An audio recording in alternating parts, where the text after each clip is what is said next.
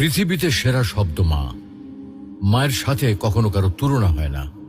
পাহাড় সমান ব্যথা বুকের মধ্যে চাপা দিয়ে হাসি মুখে মা আমাকে কোলে তুলে নিয়েছেন। আমি যখন মায়ের গর্ভে আসি, প্রথম 4 ও 5 মাস আস্তে আস্তে বড় হতে থাকি। তখন মা কোনো খাবার খেতে পারত না। রাত দিন সবসময় কষ্ট পেত। অসহ্য যন্ত্রণা ধারণ করেও মা কোনোদিন শব্দটিও উচ্চারণ করেনি। পরের 4 মাস যখন বড় হতে থাকি, তখন মায়ের পেটে আস্তে আস্তে নড়াচড়া করতে থাকি। কোনো কোনো সময় মায়ের পেটে লাথি মারার কারণে মা দাঁড়ানো অবস্থা থেকে বসে পড়ত। ব্যথা সহ্য করতে না পেরে বিছানায় শুয়ে এপিট-ওপিট করত। 10 মাস পর যখন এই পৃথিবীতে আসার সময় হয়, তখন শুরু হয় মায়ের সীমাহীন কষ্ট আর ব্যথা। একজন মানুষের নির্ধারিত আছে সে কতটুকু ব্যথা সহ্য করতে পারবে। সন্তান প্রসবের ব্যথা নিয়ে বড় বড় চিকিৎসা বিজ্ঞানীরা বলেন, একটা মানুষ সর্বোচ্চ 45 ইউনিট ব্যথা সহ্য করতে পারে। এর উপরে হলে হয়তো সে মারা যাবে, আর তা না হলে অজ্ঞান হয়ে পড়বে।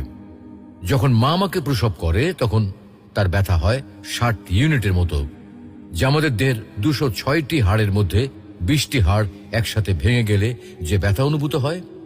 এতটুকু ব্যথা সহ্য করে মা আমাদেরকে এই পৃথিবীতে আলোর মুখ দেখান। মায়ের ঋণ কিভাবে শোধ করব আমি? আমার গায়ের চামড়া দিয়ে মায়ের পায়ের জুতো তৈরি করে দিলেও তার এই ঋণ এক বিন্দু পরিমাণও শোধ করতে পারবো না। তো আসুন আজ আমরা সবাই আমাদের মাকে অন্তত একবার বলি, মা